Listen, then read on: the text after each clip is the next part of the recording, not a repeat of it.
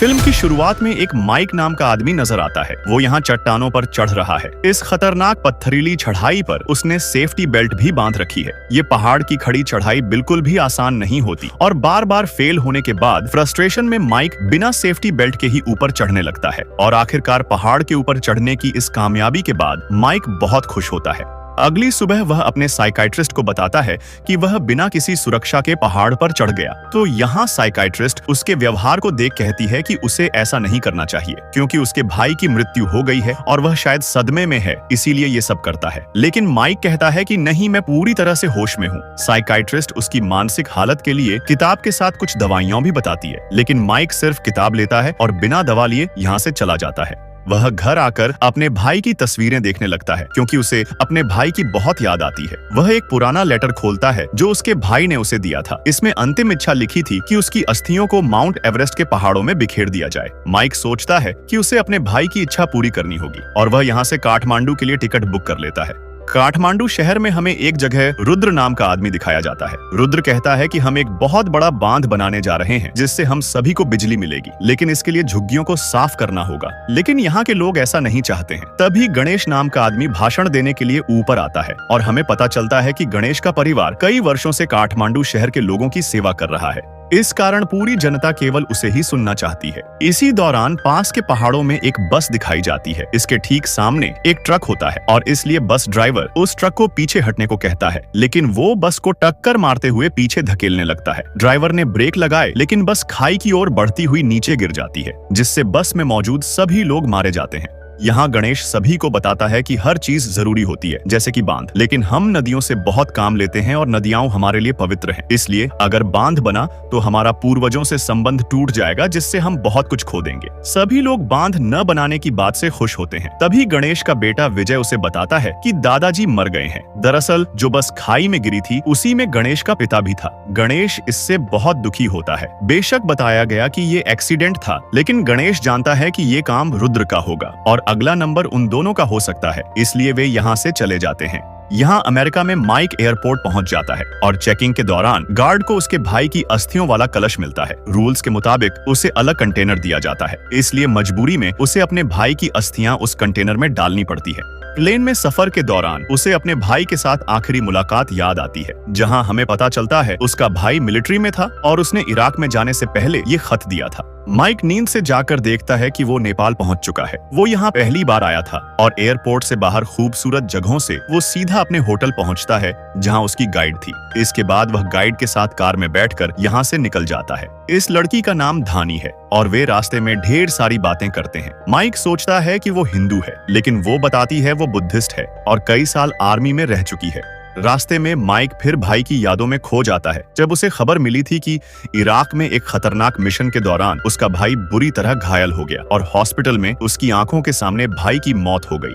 इतने में वे अपनी लोकेशन पर पहुंच जाते हैं। धानी उसे टूरिस्ट बस में ले जाती है जो माउंट एवरेस्ट जाएगी। इस बस के अंदर प्रोफेसर और उसकी बेटी स्टार भी हैं। दरअसल ये दोनों भी अमेरिका से फ्लाइट में आए हैं ताकि माउंट एवरेस्ट देख सकें। यहाँ स्टार ने बस में अपना बैग रखा, लेकिन वो धानी का बैग गिरा देती है। इस वजह से धानी उस पर गुस्सा करती है कि उसे ध्यान रखना चाहिए। ये देखकर प्रोफेसर बैग वापस रखता है और स्टार की ओर से माफी मांगता है। इस बस को स्पाइक नाम का ड्राइवर चला रहा है। वह कहता है कि हम 3 घंटे में वहां पहुंच जाएंगे और अगर रास्ता साफ रहा तो और भी जल्दी। माइक ड्राइवर से पूछता है कि माउंट एवरेस्ट तक पहुंचने में कितनी मुश्किल होगी, क्योंकि उसे आगे पैदल जाना है। अब सीन शिफ्ट होता है विजय पर, जो मार्केट में सामान खरीद रहा है। तभी उसके पिता गणेश का फोन आता है। वह कहता है कि उसने पहले से ही कई महीनों का राशन इकट्ठा कर लिया है। वह उसे जल्दी अपने पास पहाड़ों में आने को कहता है क्योंकि उन्होंने बांध बनने से रोक दिया और अब रुद्र उनके पीछे पड़ा है। गणेश यह भी कहता है कि वह उससे कोड वर्ड के साथ बात करे। यहाँ एक गुंडी विजय पर नजर रखे हुई थी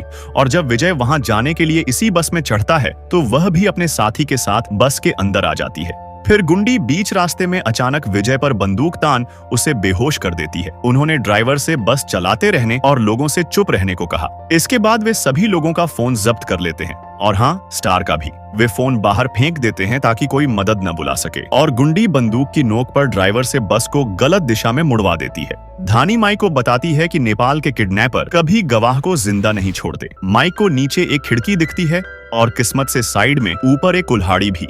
जब आगे बकरियों की वजह से बस रुकती है तो धानी तुरंत कुल्हाड़ी ले लेती है और बस चलते टाइम माइक कुल्हाड़ी से टायर चीर देता है। इससे पहले गुंडी कुछ समझ पाती, दोनों उन पर हमला करते हैं। धानी गुंडी से और माइक उस आदमी से काफी देर फाइट करते हैं और आखिरकार माइक उसे मारकर नीचे फेंक देता है। लेकिन गुंडी बहुत खतरनाक होती है और जब वो माइक के ऊपर भी भारी पड़ती है तो स्टार गन फेंकती है, जिससे धानी उसे बेहोश कर देती है। लेकिन अब दिक्कत ये कि टायर की वजह से बस बैलेंस खो देती है और एक ऊंची जगह के ऊपर फंस जाती है।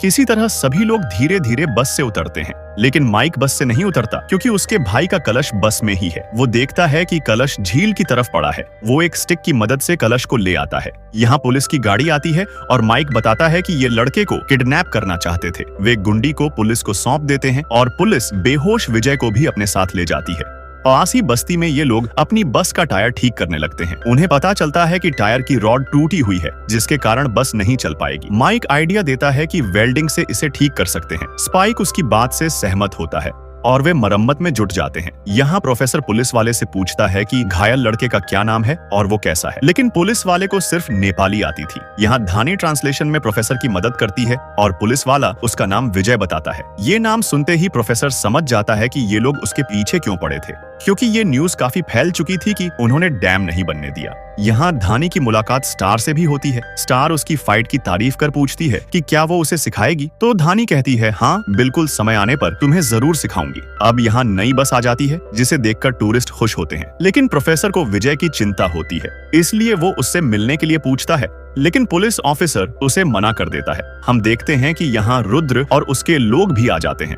रुद्र अंदर विजय से उसके पिता के बारे में पूछता है, लेकिन विजय उसे कुछ नहीं बताता, इसलिए वह पुलिस वाले को उसे टॉर्चर के लिए कहता है। दरअसल उसने पुलिस को भी खरीद रखा है और इस बात का शक प्रोफेसर को हो चुका है, क्योंकि यह सोचने वाली बात है कि बस इंसिडेंट के ठीक बाद बिना सूचना पुलिस वहां कैसे आ गई। यह सारी कहानी वह उन्हें बताता है। इसके बाद प्रोफेसर माइक और धानी के साथ वहां जाता है। एक पुलिस वाला उन्हें रोकता है, लेकिन उन्हें विजय के चिल्लाने की आवाज आती है और माइक ने उसे बेहोश किया और तीनों अंदर आते हैं। दोनों हथियार पुलिस ऑफिसर पर पॉइंट करते हैं और विजय को छुड़ा लेते हैं। यहाँ रुद्र भी आ जाता है। प्रोफेसर कहता है कि वह अमेरिका एम्बेसी से है, इसलिए वह उन्हें बताकर उसका पर्दाफाश कर देगा। यह सुनते ही रुद्र उसको टपका देता है। ये देखकर माइक और धानी किसी तरह बचते बचाते विजय के साथ बाहर निकल आते हैं। माइक खाली बंदूक को दरवाजे पर अड़ाकर चलती बस में चढ़ जाता है। बस ने धानी स्टार को बताती है कि उसका पिता मर चुका है और ये सुनकर वह बहुत दुखी होती है। कुछ देर बाद सामने रुद्र और उसके लोग आ जाते हैं, जिससे स्पाइक को गोली लग जाती है। तो माइक बस चलाता है और गाड़ियों से बचते बचाते बस को निकाल लेता है। माइक एक चाकू से टेम्पो की रस्सी काट देता है, जिससे सीमेंट पाइप नीचे गिर जाते हैं। रास्ता बंद होने के कारण वे लोग उसके पीछे नहीं आ पाते और वह बस को यहाँ से दूर ले जाता है। आगे दो तरफ रास्ते थे,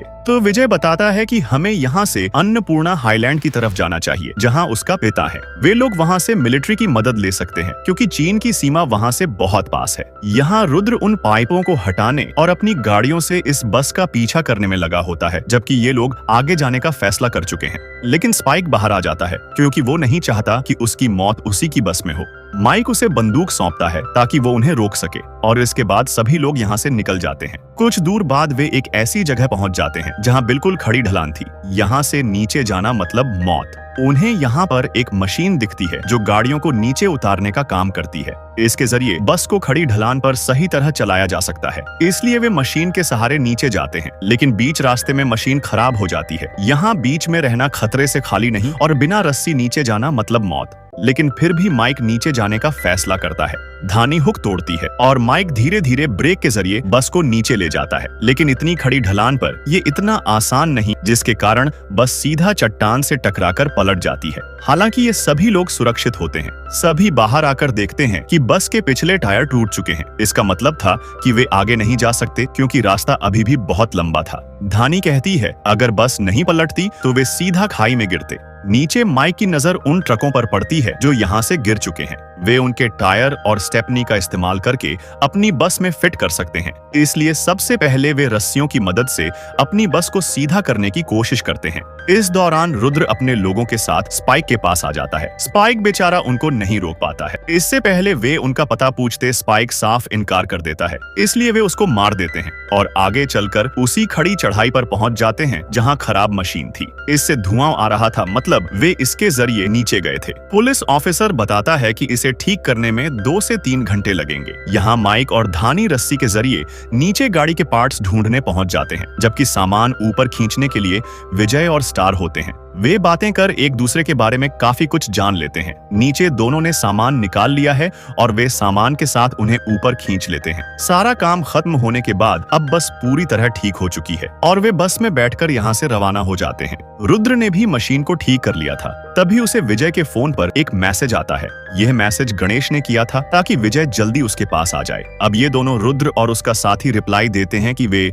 लोकेशन भूल गए हैं। ये लोग स्टिकर यूज करते हैं ताकि गणेश को शक न हो और गणेश उसे अपनी लोकेशन भेज देता है। रुद्र जल्दी से स्पीड बाइकर को उसे मारने के लिए भेज देता है। ये बाइकर शॉर्टकट से जल्दी उस घर तक पहुंच जाता है, लेकिन यहाँ गणेश ने ट्रैप बिछाया हुआ था और ब्लास्ट में ये आदमी मारा जाता है। यहाँ माइक उसके साथी आकर देखते हैं कि घर जल चुका है। तभी गणेश उनके पास आता है और बताता है कि उसने रुद्र को गलत लोकेशन भेजी क्योंकि कोड वर्ड स्टिकर था और उसे शक हो गया कि फोन रुद्र के पास था। गणेश विजय के सभी साथियों से भी मिलता है, लेकिन माइक बेहोश हो जाता है। दरअसल उसे गोली लगी थी, लेकिन उसने किसी को नहीं बताया था। यहाँ रुद्र मशीन के जरिए नीचे उतरकर उसी लोकेशन पर जाकर देखता है कि ये गलत लोकेशन थी, लेकिन वे जानते हैं गणेश आसपास ही है। जबकि इधर माइक को लगी गोली निकालने के लिए गणेश छुरी देता है और ये दोनों उसका इलाज करते हैं। जबकि बाहर गणेश बताता है कि चीन बॉर्डर तक जाने के लिए उन्हें एक खाई को पार करना होगा और उस पर कोई ब्रिज नहीं है, इसलिए वे क्रेन का इस्तेमाल करेंगे। धानी स्टार को बाहर पानी लाने के लिए भेजती है, लेकिन बाहर वो देखती है कि रुद्र के लोग उन्हें ढूंढते हुए आसपास आ गए हैं। गणेश और विजय बस को छुपा देते हैं, जबकि धानी लाइट ऑफ कर देती है। तभी वो पुलिस वाला स्टार को पकड़ लेता है, लेकिन धानी उसे मार डालती है। ये सब देखकर स्टार शॉक में होती है। धानी उसे बताती है कि इनोसेंट को बचाने के लिए किसी को मारना जायज है। वो उसे लड़ाई की टेक्निक भी सिखाती है ताकि वो अपना बचाव कर सके। अब इस रात के बाद अगली सुबह होती है और जब माइक उठता है तो धानी उस पर गुस्सा होती है क्योंकि उसने नहीं बताया कि उसे गोली लगी है। वो उसे कपड़े देती है क्योंकि उन्हें जल्दी से जल्दी यहाँ से निकलना है, क्योंकि रुद्र के लोग आसपास ही हैं। वे लोग उस खाई तक पहुंच जाते हैं और प्लान के मुताबिक वे क्रेन के जरिए बस को ले जाने लगते हैं। गणेश इंजन ऑन करके खुश होता है कि वे बच जाएंगे, लेकिन तभी वो देखता है कि रुद्र के लोग आ चुके हैं। गणेश उन्हें रोकने के लिए यहीं रुक जाता है। विजय उसे बुलाता है, लेकिन वो कहता है कि उसे ही अब आगे जिम्मेदारी लेनी होगी। माइक बस के बाहर होता है, जबकि धानी उन पर गोली चलाते वक्त घायल हो जाती है। गुंडी ने बस को बीच में ही रोक दिया, जिससे वे पूरी तरह फंस चुके हैं। इसी ओर बेचारे गणेश को रुद्र बिना किसी संकोच के गोली मार देता है। बस के अंदर वे कुछ भी नहीं कर सके, बल्कि गोलीबारियों के बीच गुंडी ने बस को इस पार भी ला दिया। लेकिन माइक जल्दी से उसे हटाकर इंजन रिवर्ट कर देता है, लेकिन गुंडी खतरनाक है। वो उसको मारने वाली थी, पर माइक इंजन चालू कर किसी तरह बस की ओर कूद जाता है। रुद्र के लोगों को रोकने के लिए धानी तेल के कंटेनर्स पर शूट करती है, जिससे सब कुछ अस्त व्यस्त हो जाता है और ये लोग बस को यहाँ से आगे निकालकर भाग जाते हैं। लेकिन वे लोग राहत की सांस नहीं ले सकते, क्योंकि रुद्र के लोग भी क्रेन के जरिए खाई पार कर चुके हैं और वे भी बस का पीछा करने लगते हैं। धानी देखती है कि गुंडी ने गाड़ी के ऊपर चढ़कर मिसाइल शूट कर दी। माइक बस को तो बचा लेता है, लेकिन मिसाइल सीधा सुरंग पर जा टकराती है। बस इस सुरंग के बंद होने से पहले जाने वाली थी, लेकिन एक बाइकर उनसे पहले स्पीड से काफी आगे चला जाता है। वे लोग देखते हैं कि बाइकर ने जल्दी से आगे बम फिट कर दिया। अब कोई चारा नहीं, इसलिए माइक तेज स्पीड में बस को निकाल देता है और वे बच जाते हैं। हम देखते हैं कि पुलिस ऑफिसर और गुंडी सुरंग के साइड से आकर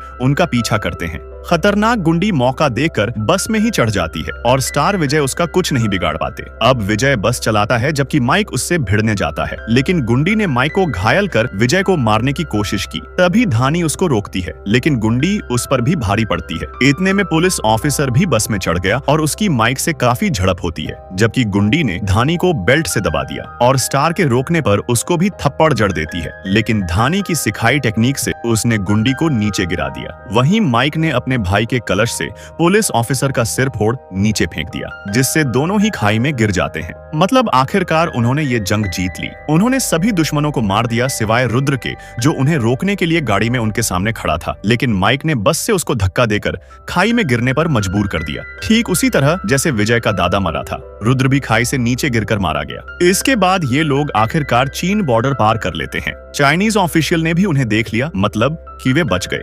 अब कुछ दिनों के बाद विजय घोषणा करता है कि वे एक छोटा डैम बनाएंगे जिससे उनकी जरूरत पूरी हो, बस्तियां भी नहीं हटानी पड़ेंगी और उनकी नदियां भी सुरक्षित रहेंगी। इस खुशी के माहौल में वो अपने सभी साथियों से आखिरी बार मिलता है। स्टार की मां भी आ चुकी है और वो उनसे मिलकर वापस चली जाती है। अब एक अधूरा काम बाकी था। माइक धानी के साथ माउंट एवरेस्ट पर आता है और अपने भाई की अस्थियों को बिखेर देता है। अब सारा काम हो चुका है, इसलिए धानी उसे एयरपोर्ट पर छोड़ देती है। धानी से आखिरी बार मिलकर वो आगे चला जाता है। तभी उसे अपने भाई की बात याद आती है। जहां उसने पहली बार चढ़ाई करी थी, वहां उसके भाई ने कहा था कि जिंदगी जीने के लिए है। मतलब जिंदगी में अक्सर हमारे अपने हमारा साथ छोड़ देते हैं, लेकिन ये जिंदगी का हिस्सा है। हमें अपने गम के साथ नहीं रहना चाहिए, बल्कि हमें आगे बढ़कर खुशी के वे पल जीने चाहिए जिसके लिए हम यहाँ हैं। माइक वापस धानी के पास आता है, यानी वो अब से धानी के साथ अपनी बाकी जिंदगी बिताएगा। इसी के साथ मूवी का एंड होता है। जल्द मिलते हैं अगली वीडियो में। तब तक आप ये इंटरेस्टिंग फिल्म चेकआउट कर सकते हैं। धन्यवाद।